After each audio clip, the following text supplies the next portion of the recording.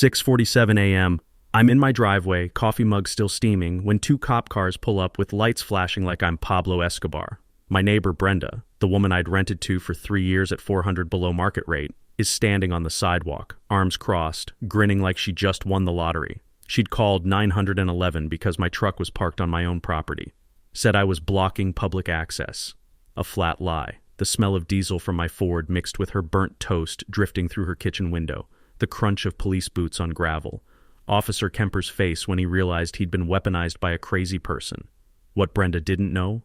Page 7 of her lease had a harassment clause, and she'd just violated it on camera.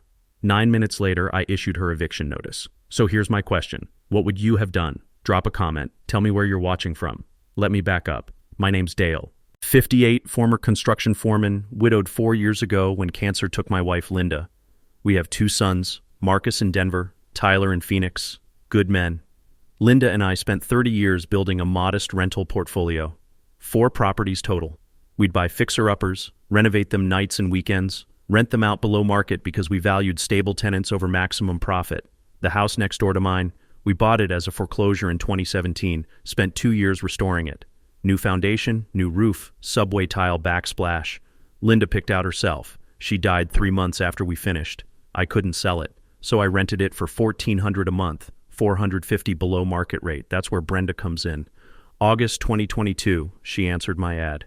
Mid-50s, office manager at State Farm, divorced, decent credit, no red flags on paper. First few months were fine. Rent arrived, auto pay, lawn stayed mowed. I thought I'd lucked out. Then month 3 hit.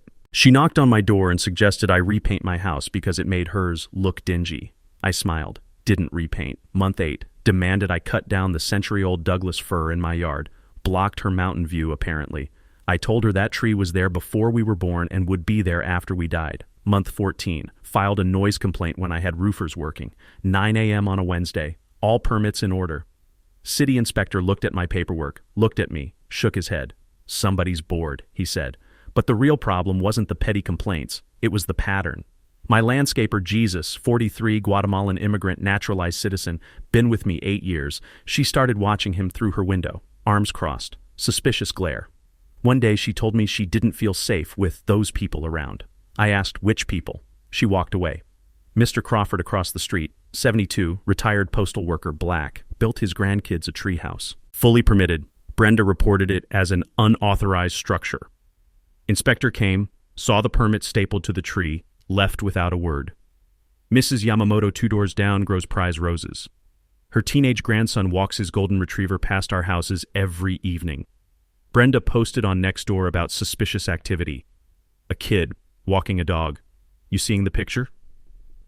3 weeks before the cop incident, she escalated, marched up during my morning coffee, pine sap thick in the air from a warm snap, and said my truck was blocking the sidewalk. It wasn't. My driveway's 12 feet wide. Truck's 8 feet. 4 feet of clearance. I showed her the measurements. She didn't care. Next week, I found notes on my windshield, typed, Times New Roman font. Some people think they own the neighborhood. Your vehicle is a hazard, and I will report it. Then she posted my license plate on Nextdoor claiming I was parking illegally. Possible DUI risk. I haven't had a drink since Linda died. I called my attorney buddy Gus, 61, semi-retired, still takes interesting cases. We met for breakfast. Document everything, he said, stirring his coffee. The spoon clinked against the ceramic, that particular diner mug sound. Photos, timestamps, keep a log. She'll escalate. When she does, you'll have ammunition. That's it? For now. Week later, Brenda cornered me on my porch, face red, jabbing her finger toward my truck. Move it, permanently, or I'll make your life hell. I stayed calm. Brenda, it's my property. I'll park where I want. Her eyes went cold. We'll see about that. October 12th, 6:45 a.m. I parked my truck same as every morning, made coffee, walked back outside. Diesel, the stray cat, wove around my ankles. The smell of diesel fuel mixed with Brenda's burnt toast drifting from her kitchen. She always burned breakfast. 6:47, 2 cop cars rolled up, lights flashing. Brenda stood on the sidewalk, arms crossed, smiling. She'd called 911 and told them I was blocking public access, possibly intoxicated, possibly operating an abandoned vehicle. 3 lies, all on record. Officer Kemper stepped out first. 40s, professional, already looking skeptical. His rookie partner, Officer Hayes, followed, nervous, hand near his belt. I stayed on my porch. coffee mug still warm in my hand. The chipped one Tyler gave me that says, "World's okayest landlord." The crunch of their boots on my gravel driveway was the only sound for a few seconds. Then Kemper looked at my truck, looked at the sidewalk clearance, looked at Brenda, and sighed. This was going to be interesting. "Good morning, officers," I said, calm, polite, the way you talk when you know you haven't done anything wrong. Kemper walked toward my truck, eyeballing the distance between the tires and the sidewalk. His partner Hayes stayed by the cruiser, hand hovering near his belt like I was about to pull a weapon from my bathrobe pocket. "Sir, we got a call about a vehicle obstructing public access," Kemper said. Not accusatory, just tired. "This your truck?" "It is, and it's on my property, officer. Want me to show you the survey?" I already had my phone out. I'd learned this trick from Gus years ago. Always keep your property documents as PDFs. You never know when you'll need proof in your pocket. I pulled up the survey from 2001, updated in 2019. Kemper looked at the screen, then at the truck, then back at Brenda, who was speed walking over from the sidewalk like a referee rushing to a boxing ring. "Ma'am," Kemper said before she could speak, "the vehicle appears to be legally parked on private property." "It's always there," Brenda's voice jumped an octave. "He's blocking access. He could be intoxicated." I blinked. "Brenda, I'm holding coffee. You could have spiked it." Hayes looked like he wanted to disappear into the squad car. Kemper's jaw tightened. "Ma'am, have you witnessed this gentleman operating the vehicle under the influence?" "Well, no, but..." "Has the vehicle moved at all this morning?" "No, but that's not the point." "Ma'am," Kemper's voice dropped into that cop tone that means this conversation is over. "Filing a false police report is a misdemeanor in this state. If we're called out here again for an unfounded complaint, you could face charges." Brenda's face went from red to purple. She sputtered something incoherent, shot me a death glare, and stormed back toward her house. Her door slammed so hard I felt it vibrate through my porch boards. Kemper handed me an incident card. "For your records, Mr. Dale. Report numbers on there if you need it." "Appreciate it, officer. This has been ongoing." "We can tell." He glanced at Brenda's house, then back at me. "Document everything. Cameras if you've got them. Already do." He nodded, almost smiled, and they left. I waited until the cruisers disappeared around the corner. Then I went inside, set my coffee down on the kitchen counter, and realized my hands were shaking.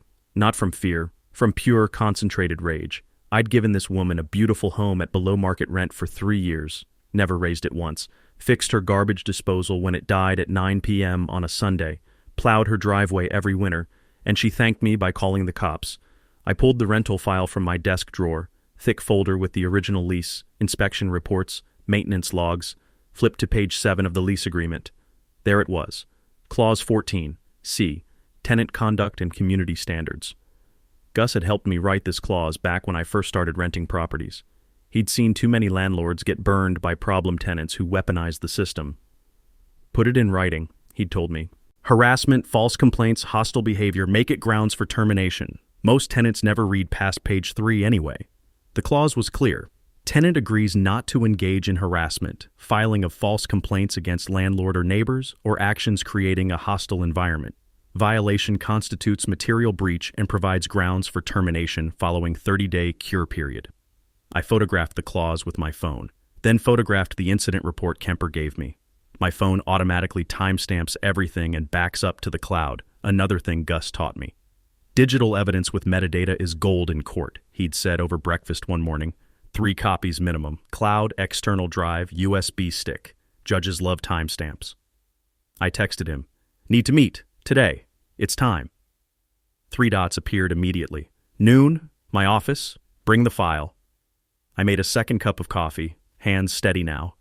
That shaking rage had crystallized into something colder, sharper.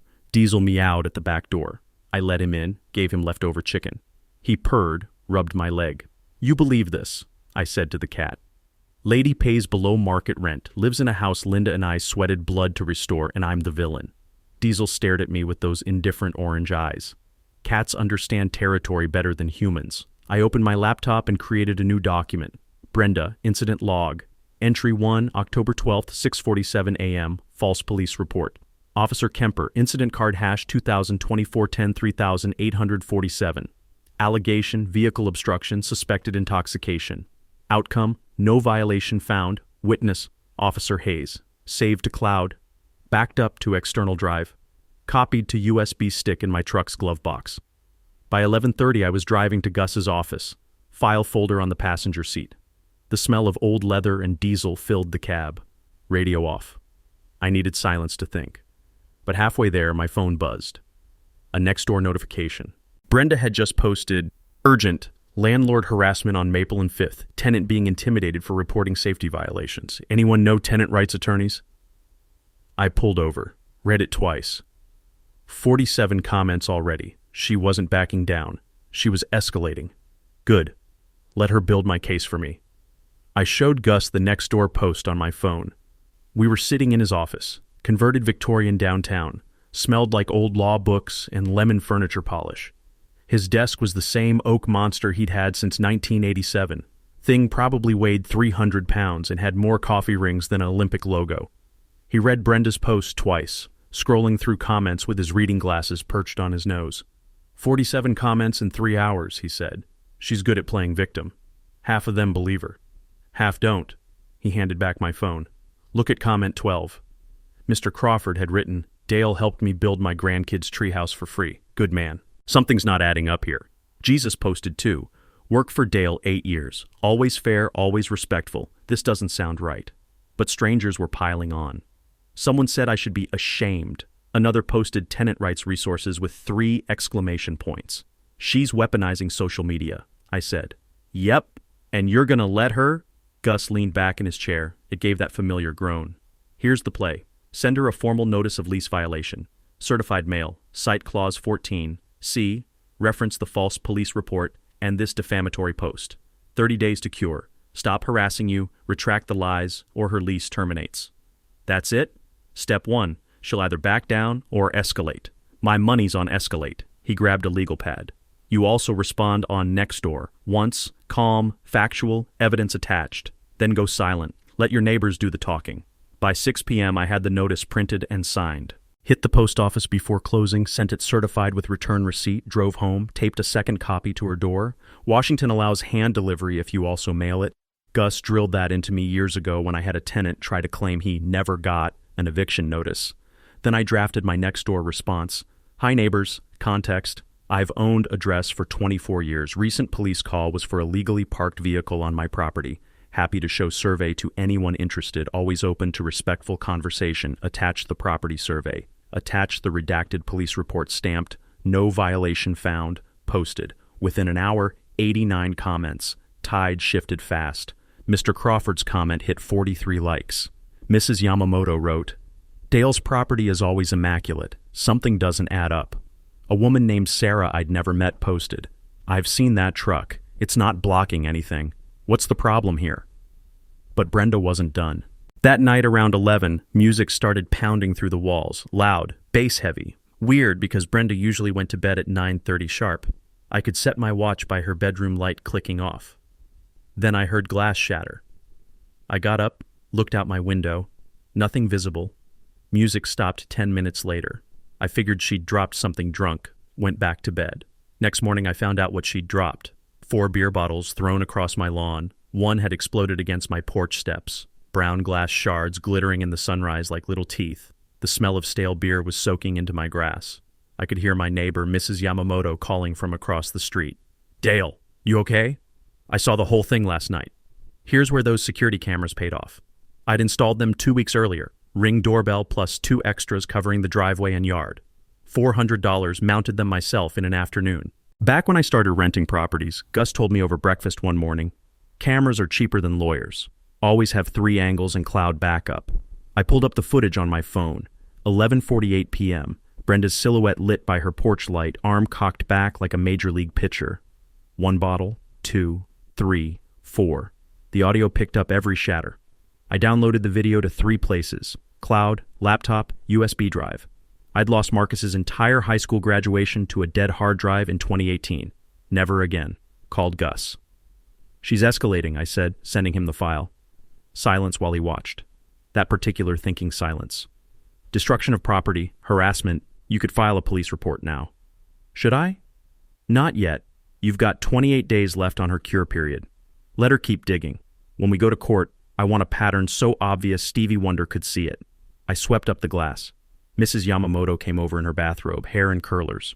I was up reading, she said. Saw her throw every single bottle. You want a statement? 5 minutes later, she handed me a note on floral stationery. Dated, timed, signed. Her teacher handwriting was immaculate. I added it to the file. Brenda had just made her second mistake. First was calling the cops on me. Second was assuming I'd stay quiet. Day 12 of the 30-day cure period, my phone rang. 7 a.m., unknown number. Mr. Dale, Shayla Worth, Channel 7 News. I'm working on a landlord-tenant story. Brenda reached out to us, says she's being evicted for reporting safety violations. Care to comment? I set my coffee mug down. The ceramic clinked against the counter harder than I meant. There are no safety violations. She filed false police reports. I have documentation. I'd love to see it, but we're on deadline. Interview with her airs tonight at 6.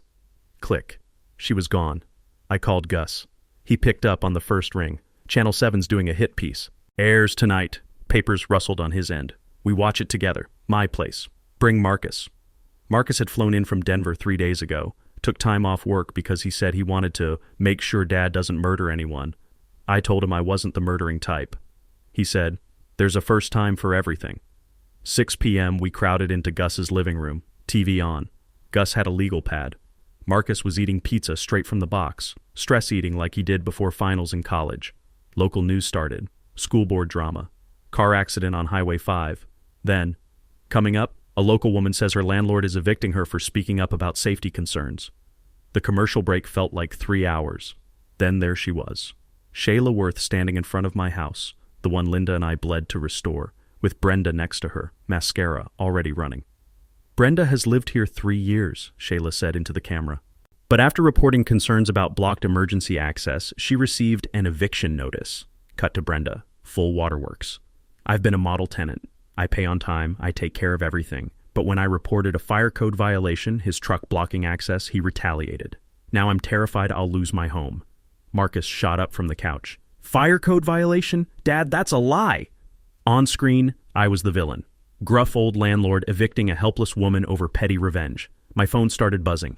Texts from people I hadn't heard from in years. A contractor I'd worked with for 5 years emailed, saw the news, need to pause our project. Gus was writing furiously. We respond. Not tonight. Tomorrow. Clear heads.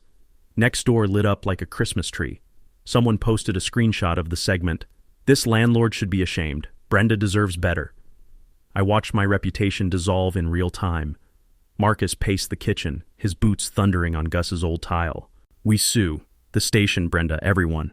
No, Gus said. Shayla Worth's a real journalist. She made a mistake running one source, but she'll correct it when she sees the evidence. We give her the full story. She made Dad look like a monster. And she'll fix it. Tomorrow. Gus pulled out his phone, stepped into the hallway. I could hear his voice through the door. Calm, professional. The voice he used when he meant business. Marcus and I sat in silence. The pizza smell turned my stomach. Grease soaked through the cardboard, spreading like a stain. Gus returned 15 minutes later. She'll meet us. Tomorrow, 9 a.m., Riverside Coffee. I'm bringing everything, the full file. Police reports, footage, neighbor statements, her eviction history, the works. She also wants to interview Crawford Jesus and Mrs. Yamamoto. Will she actually run a correction, I asked. If the evidence holds, yes. She's got a reputation to protect too. She doesn't want to be the reporter who got played by a professional victim. That night, I didn't sleep. Kept thinking about Linda. About standing in that kitchen 3 months before she died, watching her run her hand along the subway tile she'd picked out. This'll make someone a beautiful home, she'd said. Not someone like Brenda. Never someone like Brenda. 9 a.m., we met Shayla at the coffee shop. She brought a notebook and a camera operator. Gus brought the binder, 3 inches thick, tabbed sections, color-coded. He walked her through it like a prosecutor. Police reports, 3 false calls, officer notes saying unfounded, security footage, Brenda hurling bottles at 11:48 p.m., audio clear, code enforcement, no violation found, stamped in red ink, previous landlords, 2 evictions, 1 dismissed discrimination lawsuit, court records calling her a vexatious litigant, neighbor statements, Crawford, Jesus, Yamamoto, all on record. Shayla's expression shifted from skeptical to stunned to angry. I need to fix this, she said. Interviews start today. We left. Sunlight hit the parking lot, blinding after the dark cafe. She's going to panic when this airs, I told Gus. Good. Panicked people make mistakes. 4 days later, Brenda made her biggest one yet. She filed a restraining order against me. Claimed I'd been looming menacingly while watering my lawn. I read the petition twice. My garden hose is shaped like a duck. How threatening can a man with a duck-shaped hose possibly be? Day 18, I was back in Gus's office. He had that look, the one where he's holding aces and can't wait to show you. You're gonna love this, he said, sliding a folder across his desk. The thing landed with a thump that made his coffee mug jump. He'd been digging through county records, court filings, credit reports. That last one raised my eyebrows until Gus reminded me, your lease has a tenant screening clause. You can pull credit periodically. It's legal. Most landlords don't bother after move-in, but they should. First page. Brenda's previous address, Eastside Apartment Complex. Evicted April 2022. Reason: harassment of landlord and neighbors. Same pattern, Gus said. False complaints, weaponized code enforcement, hostility toward minorities. I flipped to the next document, court records. Brenda had sued that landlord for discrimination. Case dismissed. Judge's notes. Petitioner demonstrates pattern of unfounded complaints and vexatious litigation. Motion denied with prejudice. She's done this before. Twice. Gus pulled out another file.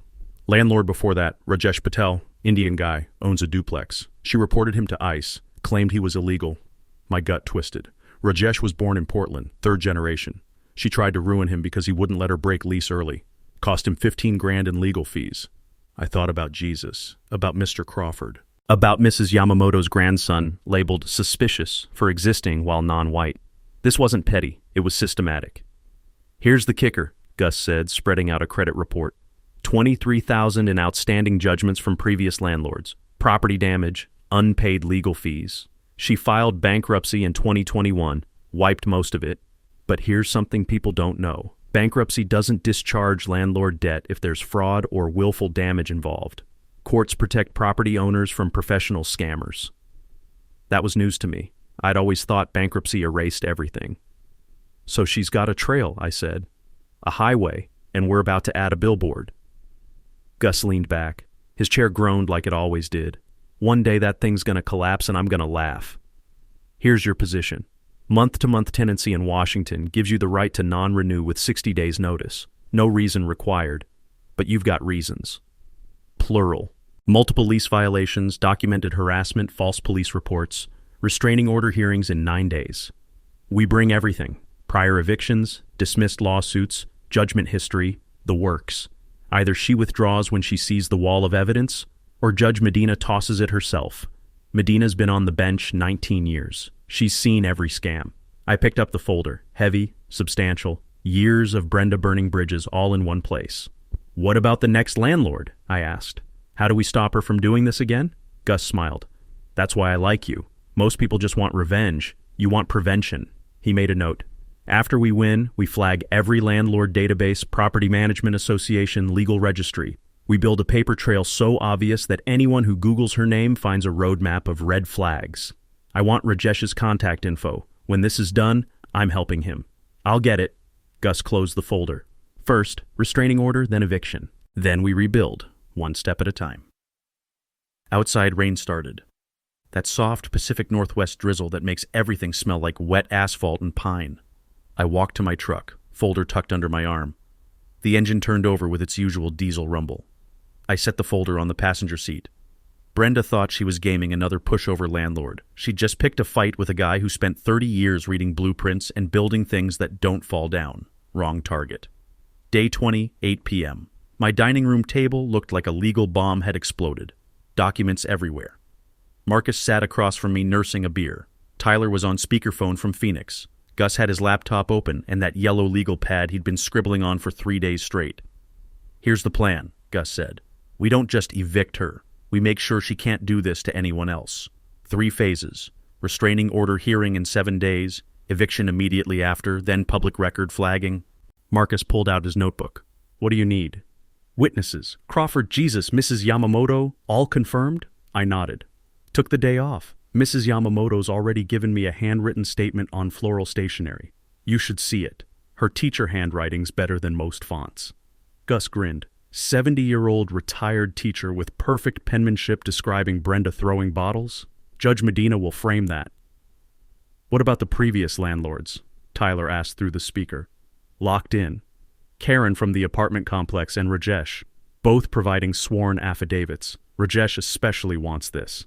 Says watching someone fight back gives him hope after what she put him through. The name still made my chest tight. Reported to ICE for being born in the wrong country. 15 grand in legal fees. For nothing. How do we present all this? I asked. Gus tapped his pen. That satisfying metal click. 3-ring binder, color-coded tabs, judges love organization. It shows you're serious, did your homework, and the other side's probably full of it. He counted on his fingers. Tab 1, property docs. 2, lease with harassment clause highlighted. 3, all 3 police reports marked unfounded. 4, security footage on USB with printed timestamps. 5, neighbor statements. 6, previous landlord affidavits and eviction records. 7, code enforcement clearance. 8, her credit report showing 23 grand in judgments. Marcus whistled. That's overkill. Overkill wins. Gus closed his laptop. The snap echoed in the quiet room. Question: how much is this costing you? Hit me. 4,000 total by the time we're done. Restraining order defense, eviction filing, documentation, my hourly. Marcus started to speak, probably to offer money, but I cut him off. 4 grand to protect what Linda built and stop Brenda from destroying another landlord? Cheap. Here's something I learned the hard way back in 2009 when a contractor sued me over a botched foundation. Lawsuits are expensive, but not having documentation is catastrophic. I spent 8 grand defending that case because I didn't have proper contracts. Lost anyway. Since then, everything gets documented. Every conversation, every payment, every handshake deal gets memorialized in writing. It's boring, it's tedious, but it's armor. After eviction, Gus continued, we file civil suit. 8 grand for water damage, bottle damage, legal fees, emotional distress. We ask for 20 total. Will we get it? Maybe half, but the judgment goes on public record. Future landlords see it when they screen her. It's a permanent warning label. Tyler's voice crackled. What do you need from us? Be there, I said. Courtroom, day 27. I want Brenda to walk in and see I've got family, neighbors, community backing me. She's been painting me as isolated, the villain. I want her to realize she's the one alone. Optics matter, Gus added. Dale, dress clean, slacks buttoned down, nothing fancy, but you don't want to look like you just finished a roofing job. Marcus smirked. Leave the duck hose at home? First real laugh I'd had in weeks. Duck hose stays in the garage. We spent another hour organizing. By 10 p.m., the binder was done. 2 inches thick, rainbow tabs, every page in a plastic sleeve. Gus held it up like he'd just built a cathedral. This is art, he said. It's a weapon, Marcus corrected. Same thing in court. Gus set it down carefully, like it might explode. Dale, next 7 days, you're a ghost. No Brenda contact. No social media. No taking bait. Let her wonder what's coming. Ghost mode, I agreed. Good. Day 27's gonna be long. Get sleep. I walked them out. Night air bit cold. Rain coming soon, that electrical smell before a storm. My porch light flickered. I'd been meaning to replace that bulb for a month. Marcus hugged me at his car. We got this, Dad. Yeah, we do. After they left, I stood on my porch. Brenda's lights were on next door. I could see her shadow moving past the window, pacing, probably, wondering why I'd gone quiet. I looked at my truck in the driveway. Same spot it had been parked for 3 years. Same spot it'd be parked tomorrow. My property. My rules. Diesel wandered up, meowed. I scratched his ears. 7 more days, I told the cat. Then we end this. He purred, indifferent to human drama. Cats have it figured out. Day 23, 4 a.m. My phone exploded with buzzing. Marcus. Dad, get over here. Now. I threw on jeans, grabbed a jacket, didn't bother with coffee or socks, ran next door in my boots. The grass was soaked with dew. My feet were wet before I hit the driveway. Marcus stood in the doorway of the rental. Water poured past his ankles like a broken dam. Jesus Christ, what happened? Kitchen sink. You need to see this. I waded in. The hardwood floors, the ones Linda and I had refinished on our knees in 2019, 40 hours of sanding and sealing, were submerged under an inch of water. The sound of my boots sloshing echoed off the walls. Marcus had already shut the main valve. Smart kid. The water still pooling was what hadn't drained yet. I opened the cabinet under the sink. The drain pipe was disconnected, completely. Not cracked, not broken, unscrewed. This wasn't an accident, Marcus said. I pulled out my phone, started photographing. The pipe threads were pristine, undamaged. This took tools. This took intention. When'd you get here? 4:10. Saw water under the door. Used your spare key. He pulled up his phone. Security camera caught Brenda leaving at 3:47. We watched the footage together. Her Civic reversing out at 3:47 a.m., street empty. Lights in the rental went dark at 3:52. She'd sabotaged her own house and fled. I called Hank, my plumber. He answered on the third ring, voice thick with sleep. Dale, do you know what time it is? 4:30. Emergency flood. Need you now. He sighed. 20 minutes. Then Officer Kemper. He'd flagged my address after the first incident, showed up in 30 minutes even though this wasn't his shift. Mr. Dale. He stepped through the water carefully, like he was entering a crime scene, which, technically, he was. Walk me through it. I showed him the cabinet, the clean threads, the footage. He photographed everything with his department camera. This is vandalism. Depending on damage cost, could be felony territory. Where's the tenant? Left at 3:47. No idea where she went. We'll issue a warrant for questioning. He looked at the floors, the walls already bubbling.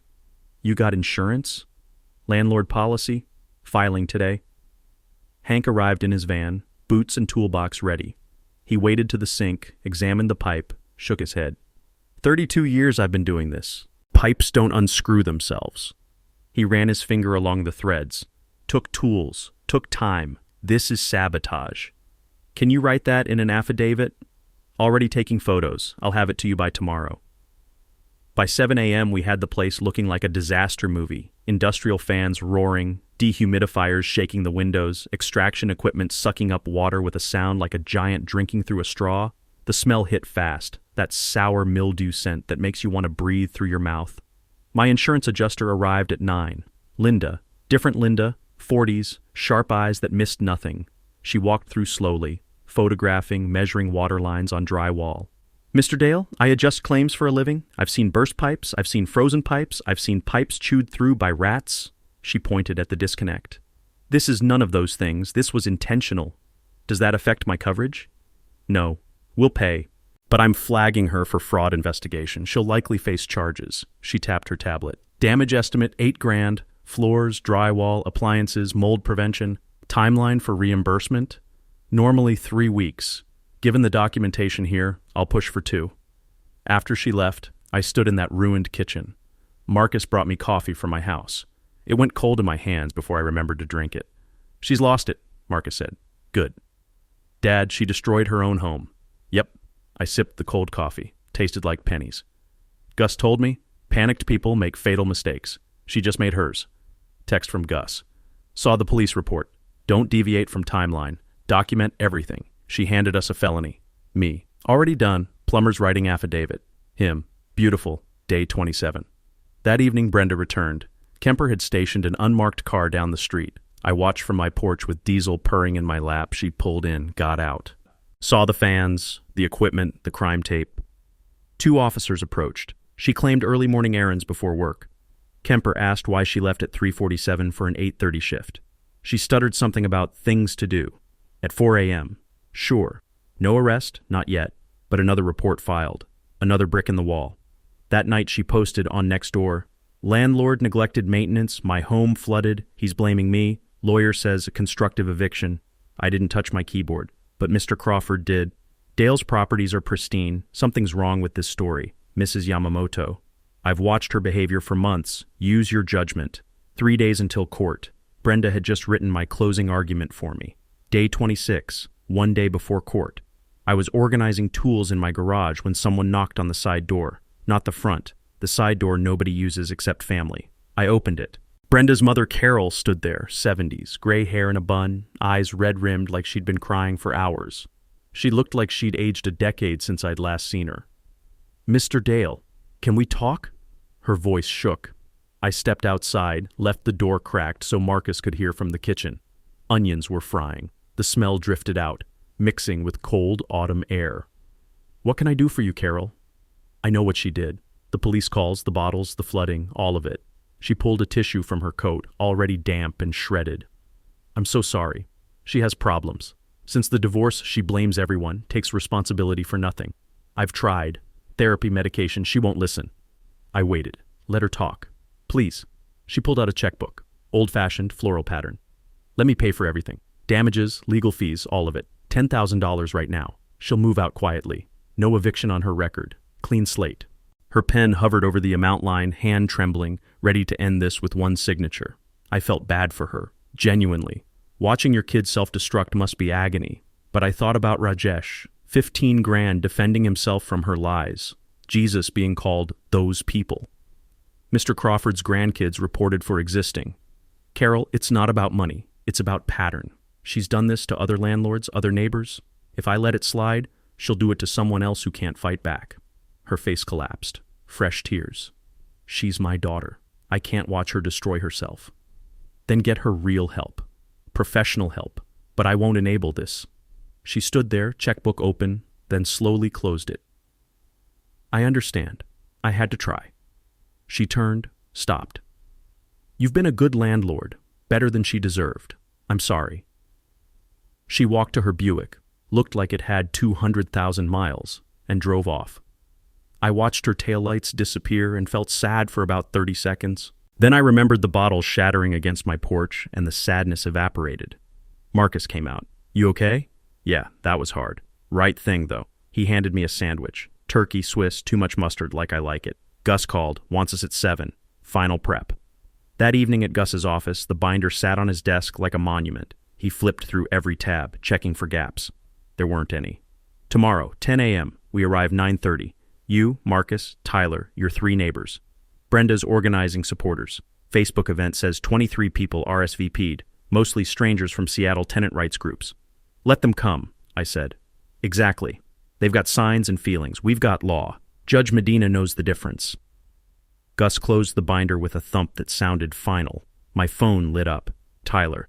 Flight lands 8 p.m. See you courthouse. Mrs. Yamamoto. Pressed my best dress. Ready? Jesus, boss, we got your back. Mr. Crawford. Time for justice. I showed Gus. He smiled. Brenda thought she'd isolate you. Instead, she united your whole community. Classic miscalculation. We left at 9. Outside, the air bit cold, smelled like frost and distant wood smoke. I drove the long way home, past the waterfront where Linda and I used to walk Sundays. The water was black and calm, reflecting streetlights like scattered coins. When I pulled in, Brenda's house was dark except one window, her bedroom. Shadow pacing back and forth, rehearsing her lies, probably, convinced she'd win. I went inside, made chamomile tea, Linda's bedtime ritual I'd adopted, sat with Diesel purring beside me. The grandfather clock ticked in the hallway, each second bringing tomorrow closer. Laid out my court clothes, navy slacks, white shirt, Marcus's Christmas tie. Set alarm for 6 a.m. Tried to sleep, couldn't. Stared at the ceiling thinking about everything. Linda's hands refinishing those floors. Brenda unscrewing that pipe. Carol's checkbook hovering in the air. Around midnight, my phone buzzed. Notification from next door. Brenda had posted, Final plea, rally tomorrow 9 a.m. courthouse steps. Local landlord weaponizing courts to silence tenant who reported safety violations. This could happen to you. Stand with me. I screenshot it. Added it to the evidence folder. She was still digging, still building my case. Gus was right. Panicked people can't stop making mistakes. I finally fell asleep around 3 to the sound of rain starting, soft and steady on the roof. Washing something clean. Tomorrow, Judge Medina would finish the job. Day 27, 9:30 a.m., courthouse parking lot. Me, Marcus, Tyler, with red eyes from his late flight, and Gus carrying the binder like it contained nuclear codes. October air bit cold, breath visible, fingers already numb. 15 protesters on the courthouse steps holding signs. Housing is a human right. Stop landlord harassment. Most looked early 20s, thrift store jackets, righteous anger. None knew the actual story, just Brenda's version from Facebook. One guy with a megaphone chanted something about solidarity. Marcus tensed. Tyler muttered a curse. We kept walking. Inside smelled like old wood, floor wax, and anxiety. Second floor courtroom, small wood-paneled, fluorescent lights humming overhead. Mr. Crawford in a suit looking uncomfortable but solid. Jesus in clean work clothes, nervous hands. Mrs. Yamamoto in navy dress with pearls, hands folded like she was in church. They nodded when we entered. Didn't need words. Brenda arrived with a public defender who looked 12 and terrified, sweating despite the cold room, tugging his tie every 10 seconds. She wore all black, funeral clothes, fitting. Shayla Worth sat in the press section with her sketch artist. No cameras allowed, but she wasn't missing this. Judge Patricia Medina entered exactly 10 a.m., 50s, gray hair tight, face saying she'd seen every con and believed none of them. She sat, arranged papers with surgical precision. Case 2024 RO 3847. Petitioner Hastings versus Respondent Morrison. Restraining order petition. Counsel ready? Public defender stood, yanked his tie. Yes, Your Honor. Petitioner seeks protection from landlord intimidation following good faith safety complaints. Evidence? He slid over a thin folder, maybe 10 pages. Petitioner's statement and social media documentation. Witnesses? Just petitioner's testimony. Judge Medina flipped through in 15 seconds. This is everything? No corroborating witnesses? No police reports supporting your claims? No photos of threatening behavior? Petitioner feared for safety and was unable to. That's a no. She set the folder down like she was done with it forever. Mr. Morrison's counsel? Gus stood. Room temperature dropped. He walked the binder directly to the judge, 2 inches thick, rainbow tabs visible. Power move. Your Honor, comprehensive response. He opened tab 1. Property survey proving legal parking, the alleged intimidation incident. Tab 2. Lease with harassment prohibition clause, violation equals breach. Tab 3. 3 police reports filed by petitioner, all marked unfounded. Officer notes indicate retaliatory nature. Judge Medina started actually reading, face hardening. Tab 4. Security footage. Petitioner throwing bottles onto respondent's property, 11:48 p.m. Timestamped, cloud-backed, metadata intact. Tab 5. 3 neighbor affidavits. Gus gestured to our row, all willing to testify under oath regarding petitioner's harassment pattern. The judge read Mrs. Yamamoto's handwritten statement on floral stationery. Eyebrows raised. That teacher penmanship was art. Tab 6. Gus's voice went quiet, dangerous. Previous landlord affidavits, 2 prior evictions, identical behavior, court records. Petitioner sued for discrimination, dismissed with prejudice. Judge called her a vexatious litigant. Brenda shifted. Public defender went pale. Tab 7, code enforcement clearing respondent. Tab 8, plumber report documenting deliberate sabotage, 8,000 damage. Police report showing petitioner fled at 3:47 a.m. Judge Medina looked at Brenda. Courtroom silent except fluorescent buzz and Marcus's stomach growling. He'd skipped breakfast. Miss Hastings, did you disclose prior evictions on your application? Small voice. That was years ago. Yes or no? No. Fraud. Is this petition good faith or retaliation for your lease violation notice? He's trying to evict me for... Answer the question. Silence. Judge Medina closed the binder. Sound like a coffin lid. Petition denied. I'm issuing a restraining order against you, Miss Hastings, no contact with Mr. Morrison except through counsel. You've wasted court time with frivolous filing. Future filings will result in sanctions and criminal charges. She looked at me. Mr. Morrison, you have grounds for countersuit. I stood. Your Honor, I just want her out of my property and flagged so she can't harm other landlords. Understandable.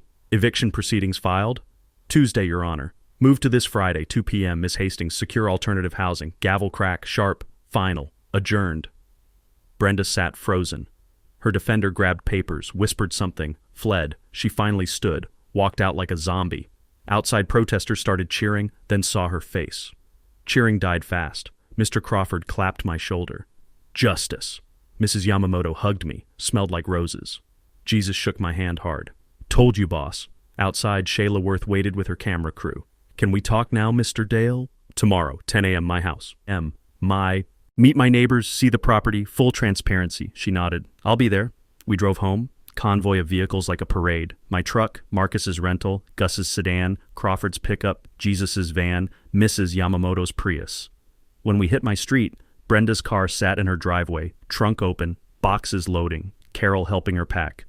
I drove past without stopping. Parked in my spot, same spot, 3 years running. Got out. Marcus stood beside me. It's over, Dad. Yeah, I said. Now the real work starts. Friday, 2 p.m., eviction hearing. Brenda didn't show. Judge ruled by default, 7 days to vacate, 8,000 restitution court costs. She moved out day 5 with Carol helping.